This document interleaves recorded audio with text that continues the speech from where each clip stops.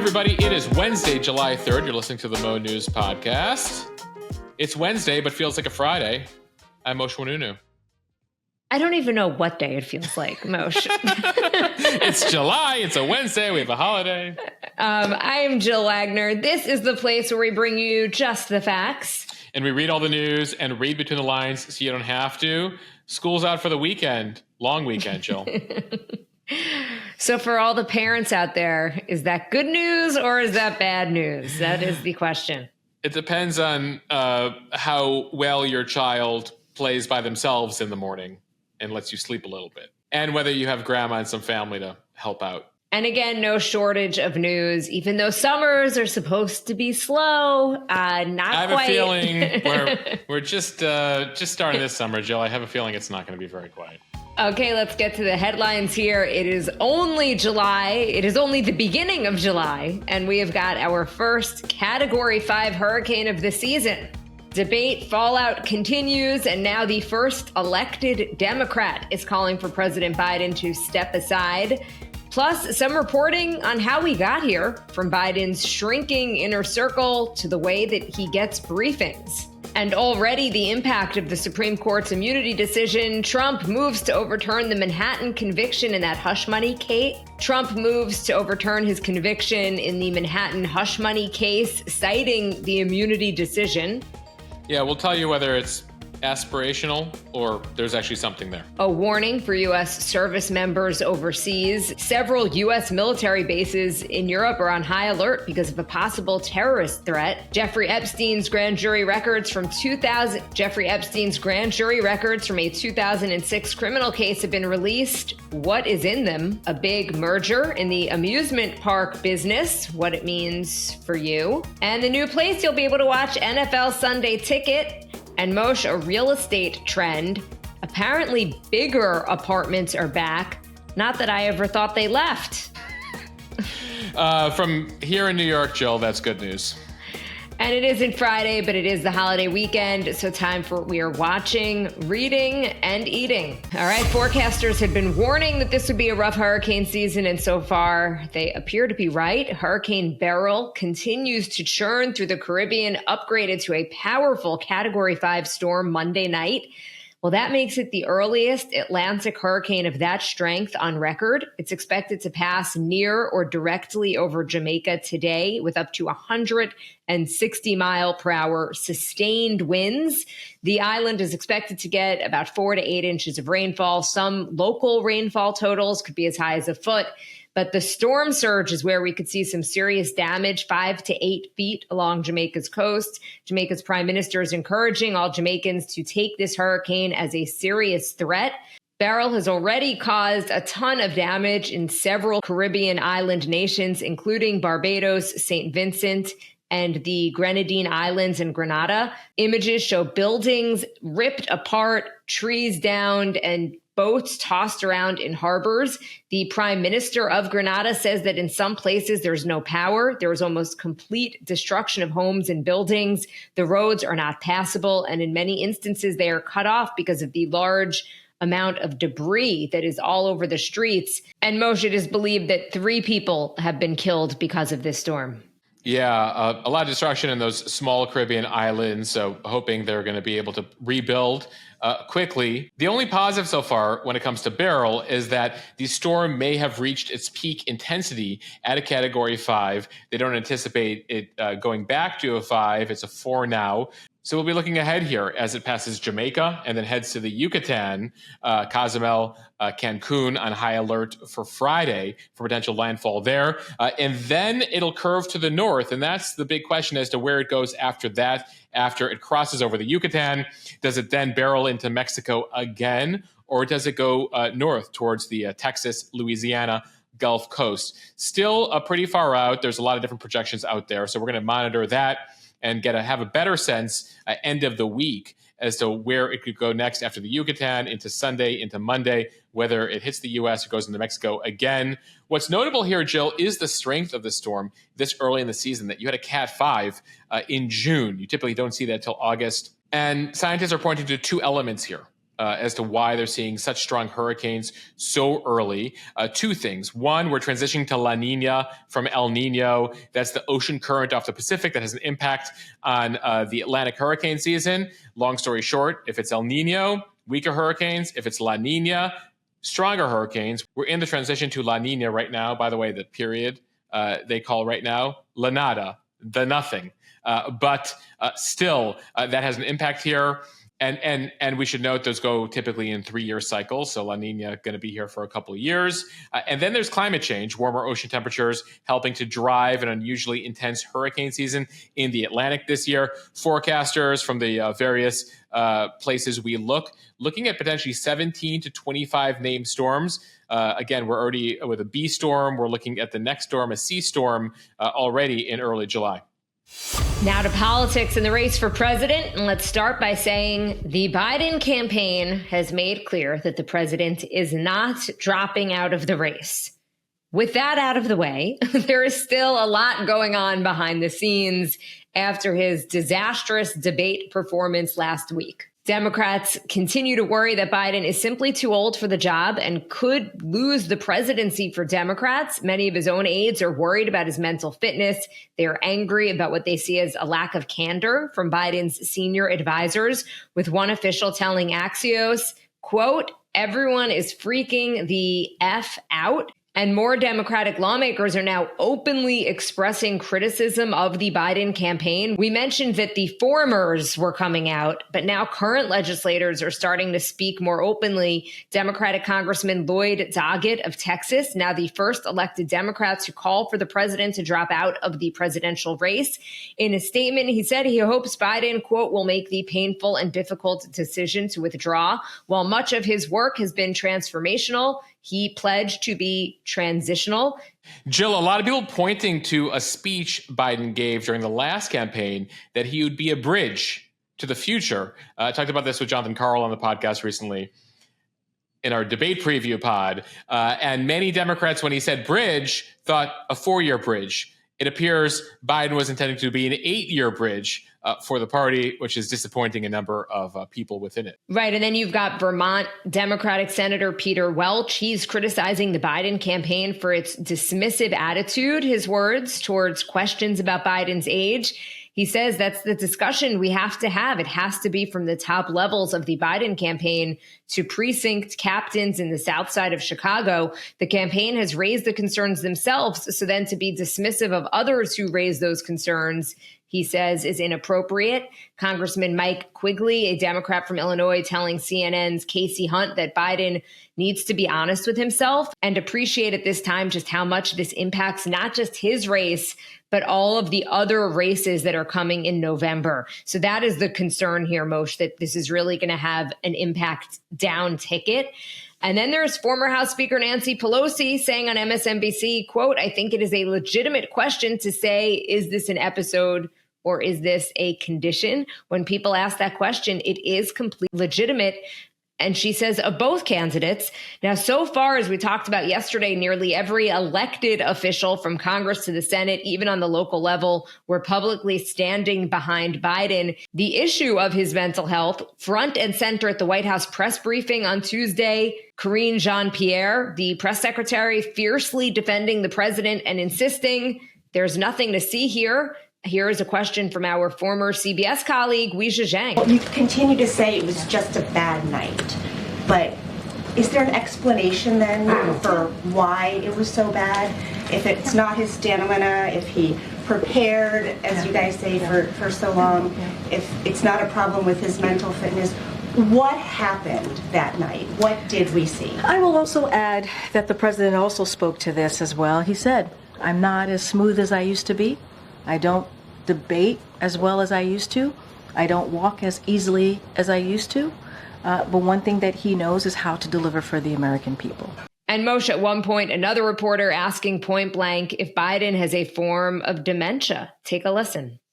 Does President Biden, at 81 years old, have Alzheimer's, any form of dementia, or degenerative illness that would cause these sorts of lapses? And it's a yes or no question. And if you don't know, why don't you, as one of his senior staff members, know?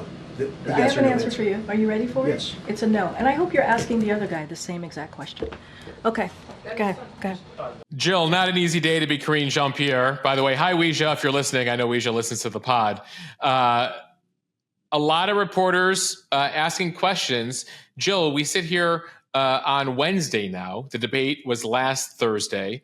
So far, in front of cameras, President Biden has done about a 4-minute statement on teleprompter, not answering any questions in that time. And it's led to additional questions, which is, if you're trying to put out the fire, if you're trying to convince America that the President Biden's performance in the debate was a one-off, that he had a cold, that he's totally cogent, that he can answer questions, complete his thoughts, why is it that in the 6 days since you haven't put him out in front of reporters? Jake Tapper had Chris Coons on his show on CNN this week. Chris Coons, senator from Delaware, close friend of Biden, co-chair of his campaign. Jake Tapper, CNN anchor, happened to be one of the moderators at last week's debate. He's like, listen, I was there. This appeared to be a larger issue. Why don't you just put him out? Do a 2-hour press conference. Answer all of our questions. Convince us that there is no larger issue here. He threw 2 hours out there, Jill, because just about 2 years ago, in January of 2022, Biden did do a 2-hour press conference answering everyone's questions. 2.5 years later, it does not seem that they're willing or able to do that. So it is now reinforcing more questions. Lesson in Washington, when you don't answer the media's questions sufficiently, the chorus will get louder and louder and louder. And Coons, by the way, to his credit, says on CNN, and he's the co-chair of the campaign, we probably need to do more to reassure America, and I've told the White House that. And so this is where we're at. More polling coming in. This is something we were waiting for. How did the debate impact Americans' view of the election? And a couple polls came out. There's a CNN poll. There's a second poll from a Democratic polling firm that Puck News got a hold of, both showing Kamala Harris, the vice president, with higher approvals now than Joe Biden.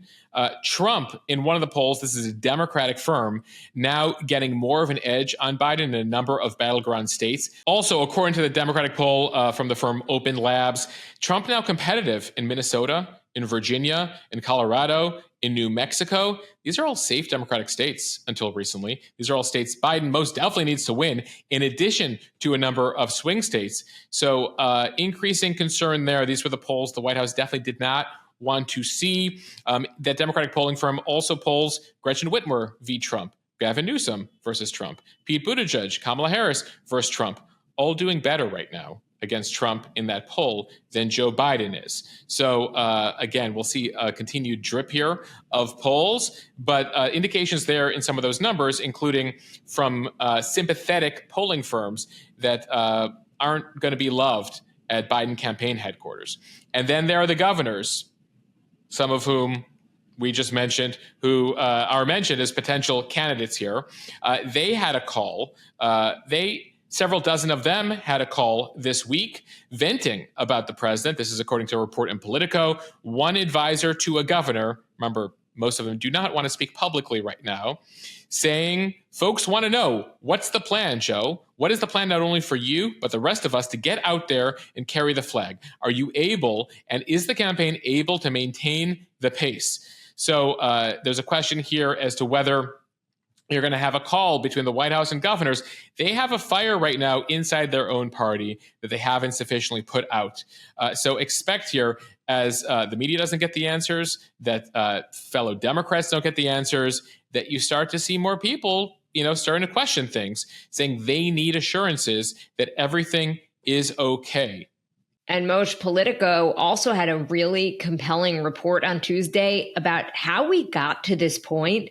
And they say that over the course of his presidency, Biden's small clutch of advisors have built this increasingly protective circle around him, really limiting his exposure to the media and also outside advice. Yeah, apparently the team increasing over time, more strictly controlling who can get access to him, how they even speak to him, its impact, the intelligence briefings he's received during meetings with aides, according to Politico, who put together formal briefings they deliver to Biden. Some senior officials have at times gone to great lengths to curate the information being presented in an effort to prevent a negative reaction from the president.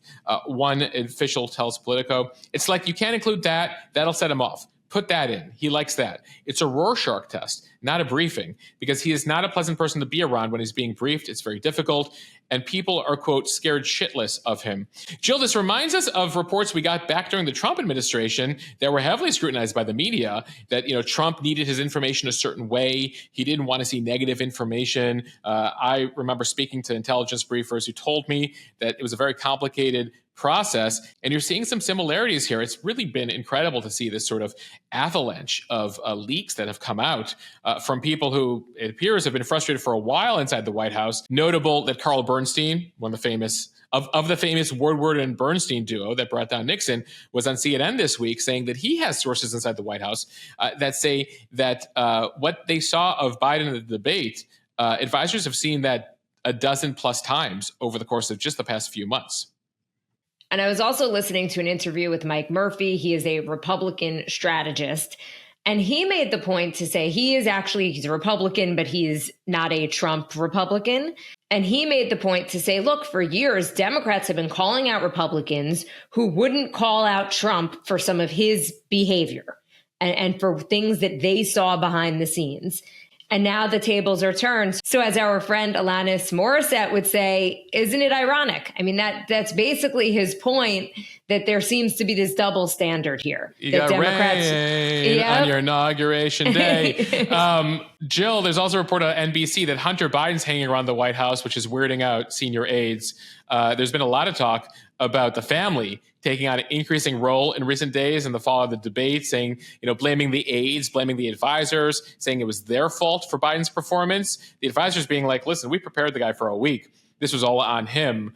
But you see the family circling the wagons around Joe Biden. And I know, I read the comments on Instagram. There are definitely a lot of Biden fans out there who are very upset about hearing these sorts of headlines. They want to point the finger at the media. And I'll just say this. It's pretty simple, as our friend Jake Tapper said. Biden needs to go out there and answer some questions and show that Thursday was a one-off. And the longer he postpones that, the longer he doesn't showcase that he's there, it only reinforces the opposite. And, that's not on the media here. That's on the White House, especially since the loudest critics that we're hearing are people within their own party. That's right. There is an easy way to solve this problem. And it's to just put the president out there for a press conference and let him answer questions from the media, answer hard questions, and see how he can handle it. Hopefully he prepares differently for that press conference than he did for the debate, Jill. Well, I think it would be earlier. I don't think it would be at 9 earlier o'clock. Earlier in the day. All right, time for the speed read. We are already seeing the impact of this week's Supreme Court decision on presidential immunity on several of Donald Trump's cases. From the New York Times, Manhattan prosecutors on Tuesday agreed with Donald Trump's request to postpone his criminal sentencing so that the judge overseeing the case could weigh whether a recent U.S. Supreme Court ruling might change his conviction. The judge overseeing Trump's criminal hush money case has postponed that sentencing to September 18th. That's according to a letter sent to the parties. Trump was convicted of 34 felony counts of falsifying business records related to his cover-up of a sex scandal during the 2016 presidential campaign. He was scheduled to be sentenced on July 11th. He faces up to 4 years in prison, although he could receive as little as a few weeks in jail or probation. On Monday, as we reported, the Supreme Court granted Trump broad immunity from prosecution for official acts taken as president, dealing a major setback to his federal criminal case in Washington, where he's accused of plotting to overturn his 2020 election loss.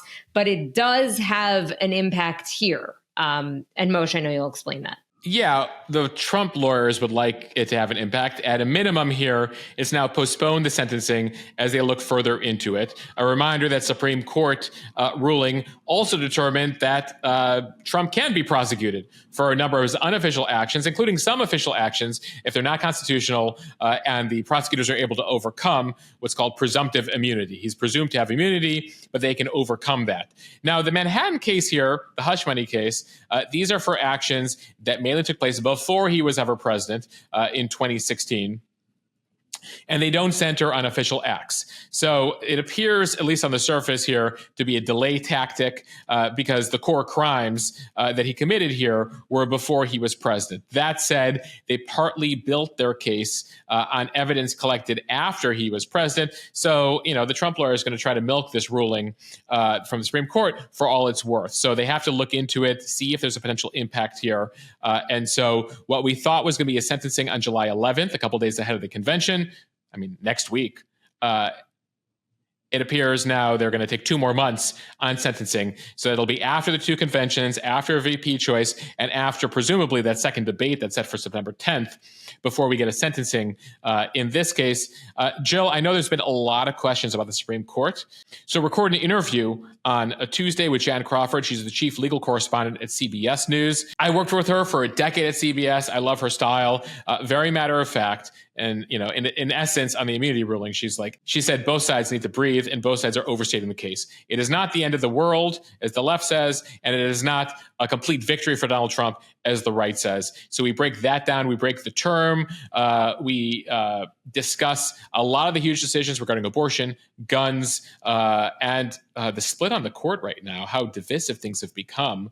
And so I think anyone who's a Supreme Court nerd or just interested in the information will like it. So you can check that out over on the Mo.news interview pod. We're actually making it available on all the pod feeds, including this feed, actually, just given the high interest. So as they say, wherever you get your Mo.news podcast, you'll find a special Supreme Court edition later today. From CNN, several U.S. military bases across Europe are operating under a heightened state of alert after Charlie was put in place over the weekend. Charlie, in case you're wondering, is the second highest alert level, and it's instituted when an incident occurs or intelligence is received that indicates some form of a terrorist action or targeting against personnel or facilities is likely.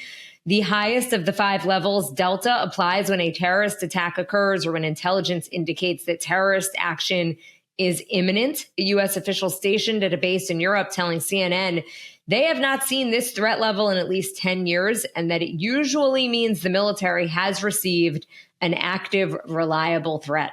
Jill, we're hearing from a number of service members and their families who listen to this podcast, who follow Mo News, saying this has been concerning them, that it makes life very challenging on the bases in Europe. Right now, the U.S. military not officially publicly disclosing any threats. They have told U.S. service members and their families to keep a very low profile, not be in uniform when they leave base. The New York Times has a report that was out in the last day that American defense officials are doing this because of vague threats from the Kremlin. Ukraine's been using more long-range weapons into Russian territory, and while there's no specific intel that Russia could attack U.S. bases, which would be shocking given that it would invoke NATO and lead to potentially an all-out confrontation between the U.S. and Russia, that they do have concerns about some of the rhetoric.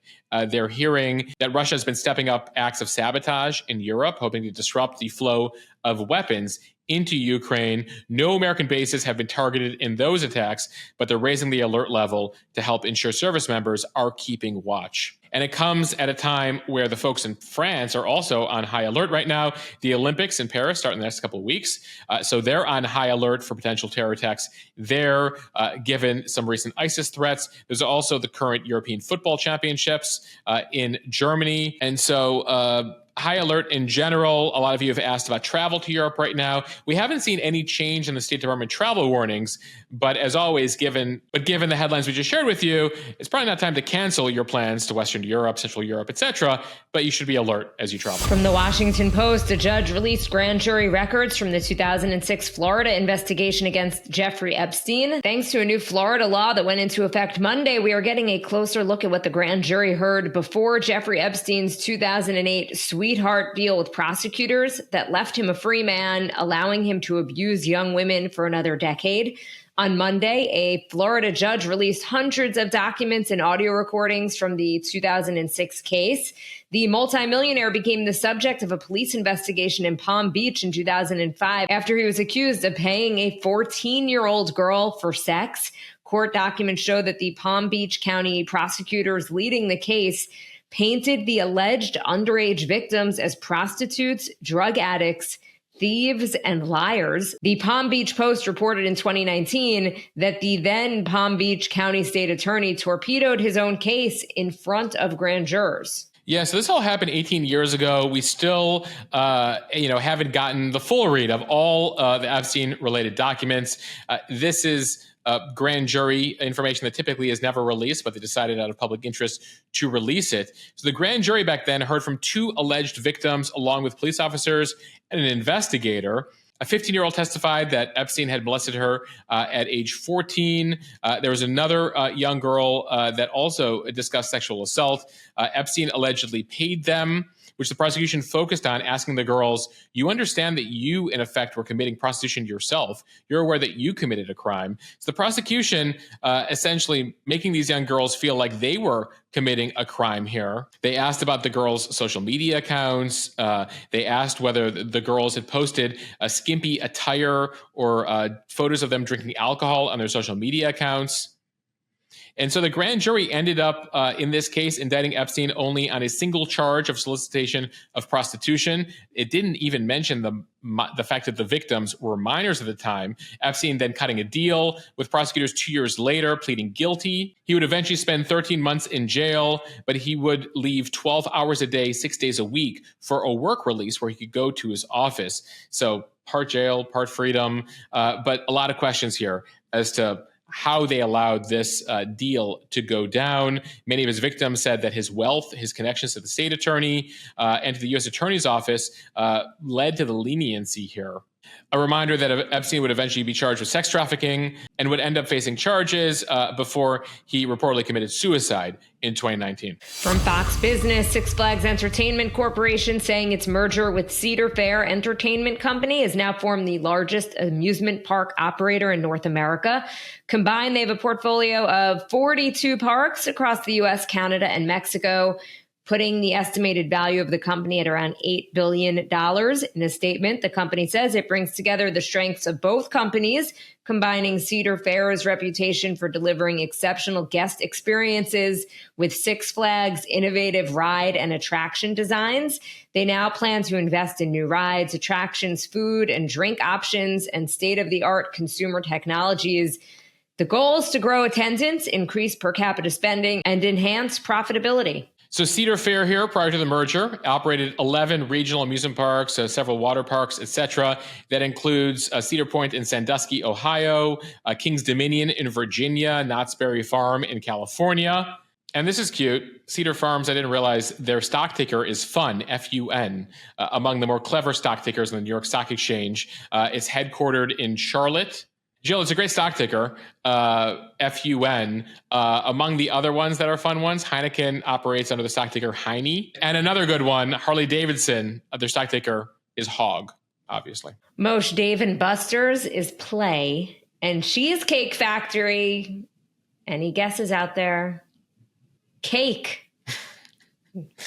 Pretty good. When you see them scroll across your CNBC screen, now you'll know what you're talking about. And finally, from Axios, bigger apartments are back. Developers are catering to people who want more space while they postpone house purchases or spend time working from home.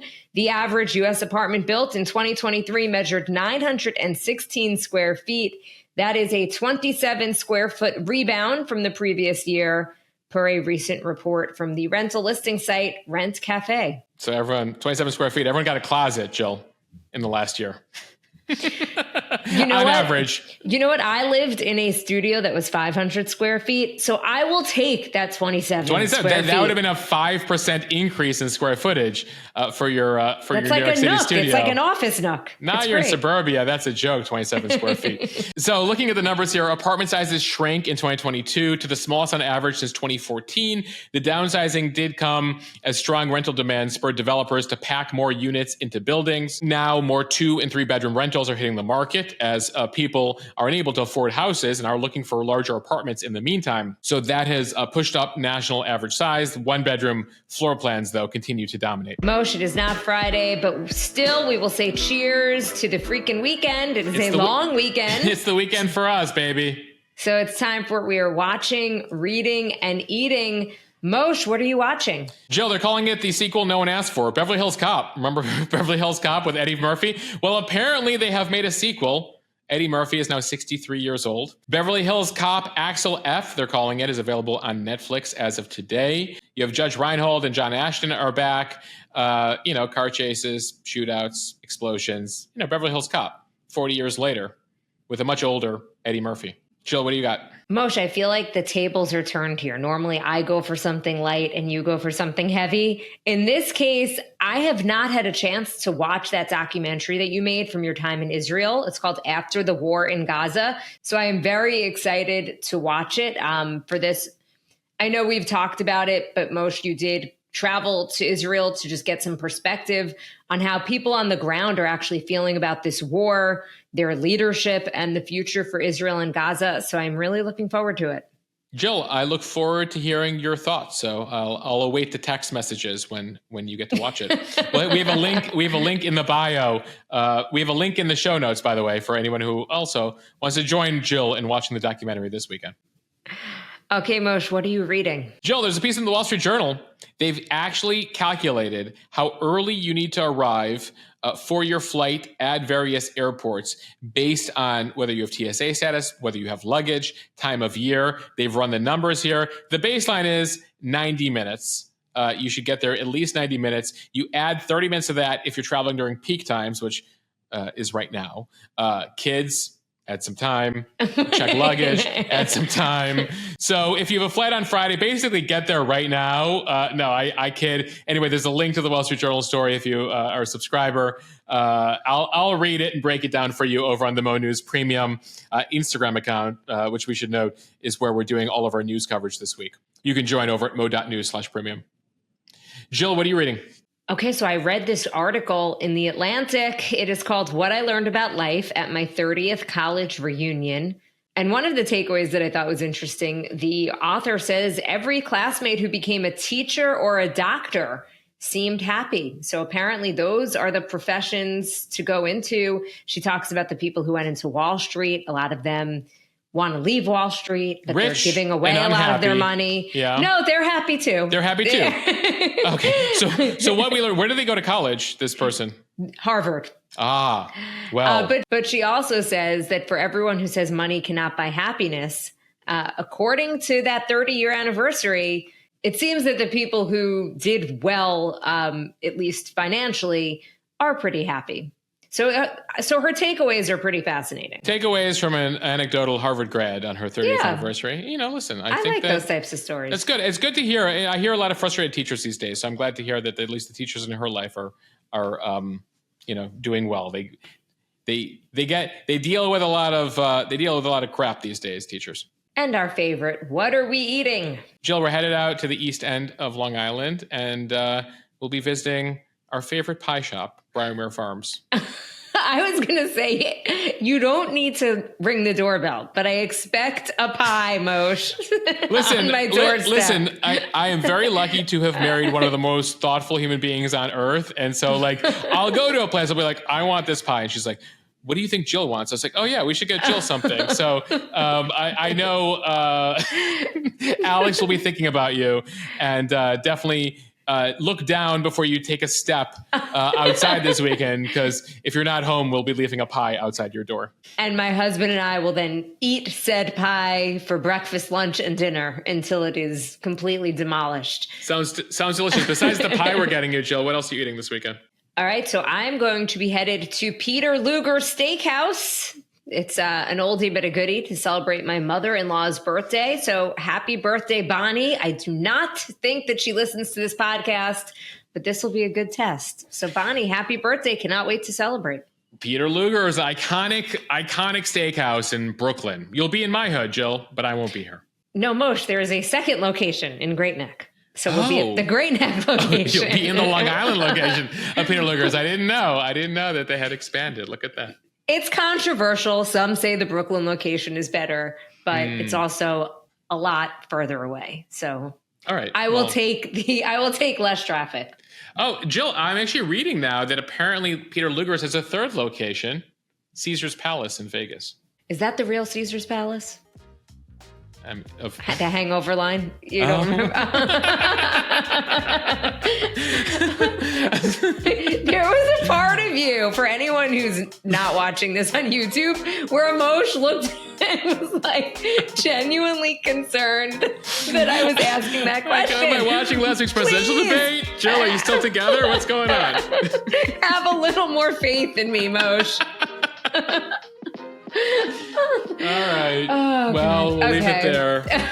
All right, everybody. Have a fabulous holiday weekend. Thank you for listening to the Mo News podcast. Don't forget to share this with your friends. It really helps us grow. Follow us and subscribe so you don't miss an episode. Yes, and check out all the extra pods over on the Mo News Interview Pod this weekend. Again, the Supreme Court pod. We have a great conversation with Emmanuel Acho and Noah Tishby about their new book about anti-Semitism and a whole archive. Jill, we're about to hit episode 100 of the Mo News Interview Podcast. So a wealth of episodes to take you through this weekend, if and when you need a break from your family. All right. Bye, everybody.